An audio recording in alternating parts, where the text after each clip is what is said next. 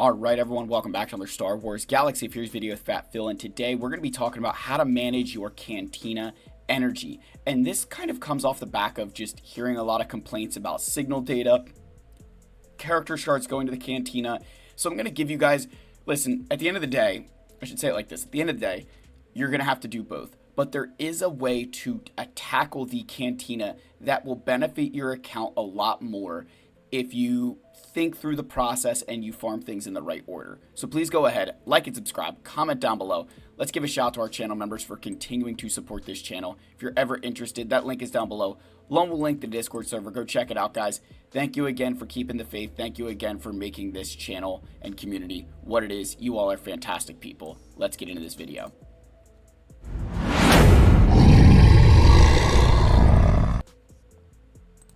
Alright, so we're talking about the Cantina, and this is definitely one of the trickiest places that you have to balance your energy, because unlike a lot of other resources in the game, where you take something like Kyrotech, if we go to Kyrotechs, for example, and of course I'm going to struggle to find some, the third time's the charm. When I go to look for Kyrotech, I can use Guild Event Currency 3, I can use Championship Currency, I can use Crystals, I can use Mark II raid currency. You got the GL thing. Like, there are a million places that I can get.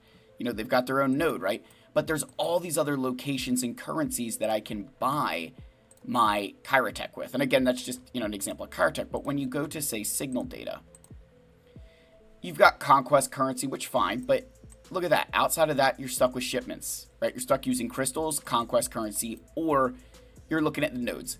You will earn these rewards, you will earn them as rewards from assault battles and other locations, but you'll also earn Kyrotech from those things too, so it's not really a fair comparison.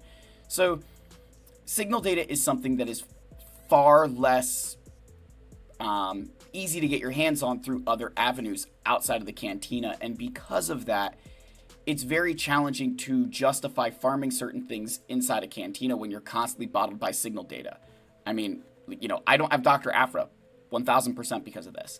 So, unfortunately, there are things you will have to farm if you want Galactic Legends or S-tier ships, and so I'm here to kind of show you how to, really kind of understand how to manage your Cantina stuff. So, let's start with a very popular farm like Starkiller. So, if you go to the Journey Guide and we talk about Starkiller here. Starkiller has 3 Cantina requirements in Dash, Kyle, Darth Talon, and then Mara Jade is the 4th requirement there, and she's on a hard node. So, what a lot of players might make the mistake of doing is, okay, I'm going to go farm, Kyle Katarn here. Where's he at? Where is Kyle? Come on, I know you're here somewhere. I was probably covering you. There's Kyle. A lot of players would probably farm Kyle, then Dash, then Darth Talon, and then they'd farm the signal data. But think about this. If you have a Sith team built up where you could use Darth Talon in there, like maybe you built the Sith team and Darth Talon would kind of be that final piece to slot into that team, well, it'd be a lot smarter to build her, go farm the signal data you need to get her to Relic 5, and then go back and finish up Dash Rendar and go finish Kyle, right? Because you're going to get an immediate benefit out of somebody like Darth Talon. That if by farming Darth Talon now and using her with your Sith team, you're making her better. Similarly, think about Mara Jade. If you have an Empire team already built and you're using a low star Mara Jade or you're using a lower gear Mara Jade, go farm the signal data you need for her in the Cantina. Don't think of it as I got to get all the Cantina characters and then I'll build the signal data. Because a Relic 5 Mara Jade, a Relic 5 Darth Talon may be exactly what you need to make your account better. So that is one thing you can 1000% do, and I actually will say I do it a lot. That you go in and you farm the characters that you need first. So I use Starkiller as an example. Another really, really good one that I think oftentimes gets overlooked is Grand Inquisitor here. So with Grand Inquisitor, you have a 5th brother who is the Cantina farm. Every other Inquisitor is a hard node.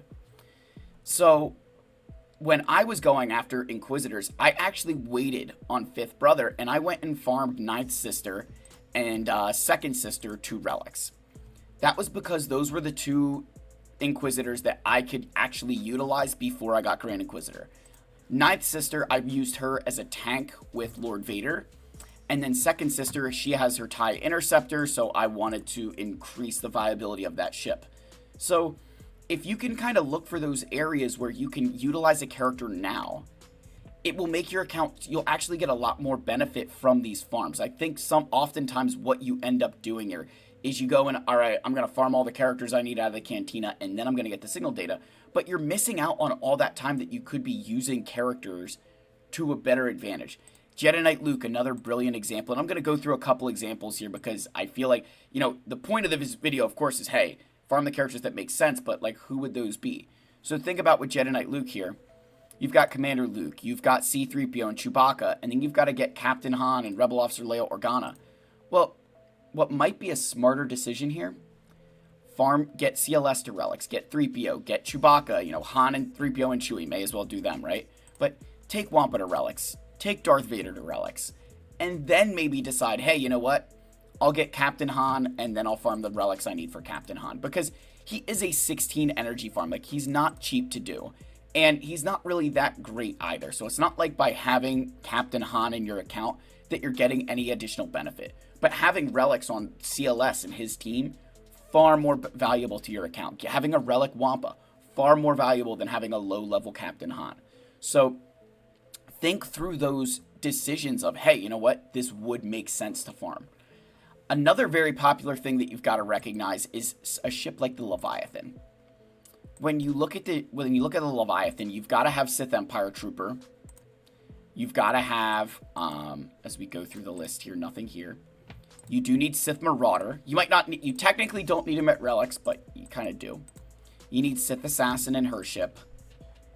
And you also need the Mark 6 Interceptor, which it is criminal that this does not share a node with Sith Empire Trooper. I'm going to say it now, like, the fact that Sith Assassin shares a node with her ship, but they split up Sith Empire Trooper and it's criminal.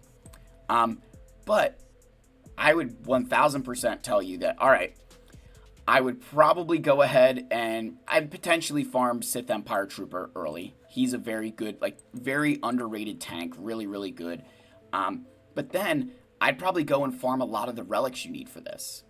Go farm the relics for Darth Revan and Malak and Bastila Shan. Like, go build those characters' relics up. Those will benefit you, like, right away.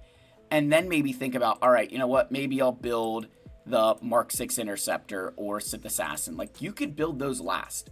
Because outside of the Leviathan fleet, especially I'd say Sith Assassin ship, really not that good. Mark 6 Interceptor does have some uses. I'm not going to pretend it doesn't. There are some ways to use this ship outside of the Leviathan fleet.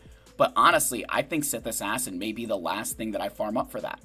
She's just not that good, even outside. Like, once you even take her outside of the fleet, I don't really use this character at all. So making this the last thing you farm for Leviathan is not a terrible idea. And obviously during that time, you may be accumulating signal data through other means. But even if you have to farm a little bit, at the end of the day, doesn't matter. Doesn't matter what order you get there in, you just have to get there. But I think by doing that one, again, this would be another really good example where you're doing what makes more sense for your account. That it doesn't make sense for you to have this Sith Assassin 7-star and a 7-star ship and then still have to go and put relics on the entire Leviathan crew, right? Maybe the last example I would use here is, where is Captain Drogon at? I want to use Captain Drogon as this example. There he is. So Captain Drogon for Leia. He's a very important character. Now, the thing I'll say is I recommended, hey, he's one of the first characters you build for Leia. And that was kind of true because a lot of players had Mon Mothma. But honestly, if you don't have a Mon Mothma or Rebel Fighter team, finding a home for him is kind of challenging because CLS has his teams that he likes. Like Drogon doesn't really get a home without Leia or Mon Mothma or, say, Saw Gerrera. So you could potentially move Drogon towards the end. As good of a character as he is, you've also got to think about how does he fit into the overall scheme of your account. The same thing, I said it would be the last example, but think about somebody like Chrysanthemum. Are you going to have a use for Chrysanthemum outside of that Jabba team? Maybe, maybe not. If your answer is no, maybe you save him up and get some of those characters like Fennec and Boba Fett and Han 2 relics first because you're going to get immediate use out of them. You'll have a way to utilize that character and actually make your account better. So that's kind of the idea, folks, right? With the Cantina, there isn't this trick to do this, do this, do this. But when you come across those characters who could benefit your account today, don't be afraid, and they're all a part of a farm. Don't be afraid to split up that farm into farm the character, get the signal data they need, farm up the next character, get the signal data they need. And, by doing that, you will make your account better by, one of the, I don't know, I'm kind of rambling here. I have a lot in my head right now. But, one of the big mistakes that gets made with Galactic Legend farms, particularly when it comes to things like the Cantina, is we kind of we almost rush ahead, right? And you just try to check off the box, hey, I've got all the characters done. Now it's time to get their signal data done. But going all over the place a little bit sometimes can make a bigger difference. Maybe I'll use the example right now of my going after Galactic Legend Ahsoka. If you were going to go after Galactic Legend Ahsoka, I would tell you to not relic Asajj unless you have a Night Sister team. Don't be relicking Night Trooper unless you're going to build that team. Save those relics. Go farm your General Skywalker and your Ahsoka because you probably have a much better way to use those characters. So by farming up the characters you need, even if they're a higher relic level, it's much smarter because it makes your account better in the meantime on the way to your Galactic Legend, potentially earning you more rewards, and honestly even just giving you practice with that character. So that's the end of the video. Let me know your thoughts. I love you all. May the Force be with you, and I'll see you in the next one. Cheers, my friends.